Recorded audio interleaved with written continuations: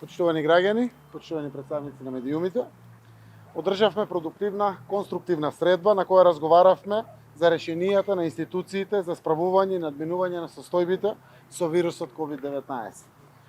Добро е што сите сме на иста маса, околу она што е најважно, тоа е заштита на здравието на граѓаните, затоа што здравието секому треба да му биде над се останато. Повторувам, здравието на граѓаните во моментов е и мора да биде највисок приоритет на сите институции и сите политички субјекти. Во таа насока се и новите мерки што денеска беа соопштени, како што е забраната за собири и јавни настани, но и препораките за кафичите, ресторантите да обезбедат соодветно растојание помеѓу гостите. На сила се уште мерките што претходно беа утврдени, градинките, училиштата, универзитетите се уште нема да работат. Останува врската еден од родителите на децата до 10 години кои се ослободени од градинка или училиште да бидат ослободени од работа. Апелирам до граѓаните на кои оваа обврска им е оневозможена веднаш да пријават во Државниот инспекторат за труд.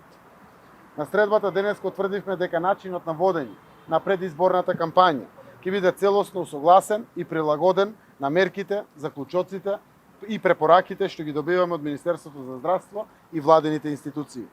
Овие мерки се за добро на сите граѓани, за заштита на здравието на народот, за побрзо и ефикасно справување со ситуацијата.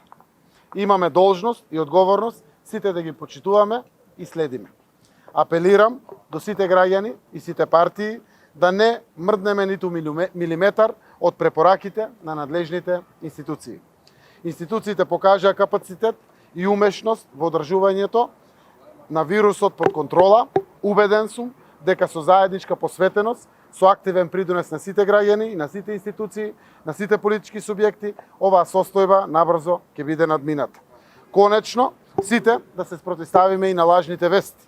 Ширењето на страф и паника кај населението е кривично дело. Апелирам граѓаните да се информираат исклучиво преку официјалните информации на државните институции.